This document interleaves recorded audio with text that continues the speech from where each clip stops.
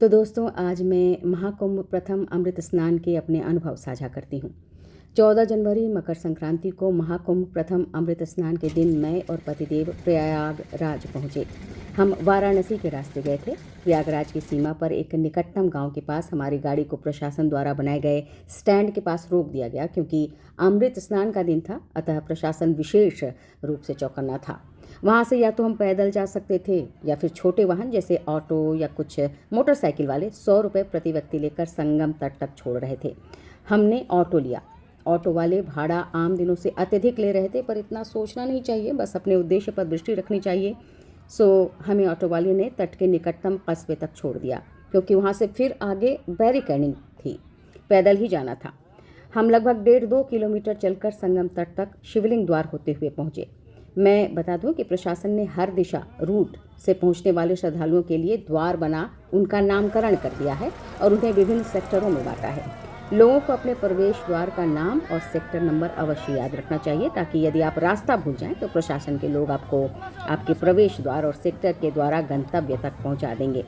याद रखने के लिए कुछ तस्वीरें भी अपने मोबाइल में खींच कर रख लें। प्रशासन ने आने और जाने के लिए अलग अलग पीपा पुल बनाए हैं। अति उत्तम व्यवस्था मेला परिसर में प्रशासन द्वारा। शिवलिंग द्वार के पास पीपा पुल पार कर हम तट तक पहुंचे, स्नान किया। कई चेंजिंग रूम बनाए गए हैं, कोई असुविधा नहीं हुई। फिर दिव्य आत्माओं के दर्शन कर हम आगे बढ़े। चलते चलते ही मेरे पतिदेव ने एक यजमान से यूं ही पूछ लिया, बाबा संगम यही है ना?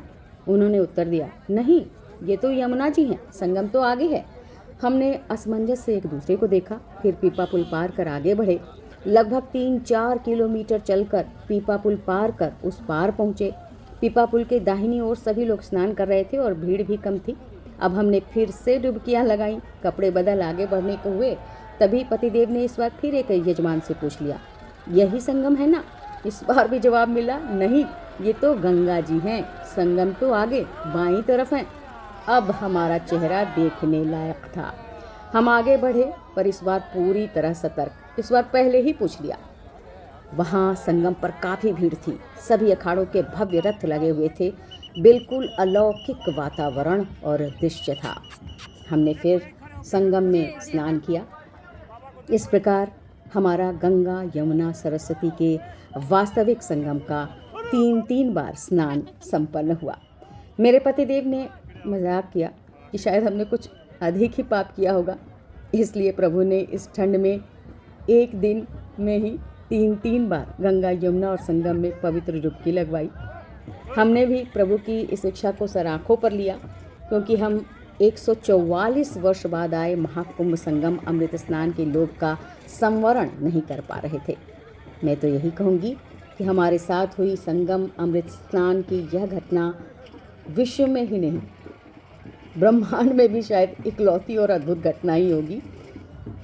प्रभु की विशेष कृपा और आशीर्वाद ही समझे। तो इस प्रकार हमारे संगम स्थान की कथा की इति हुई। जय श्री राम।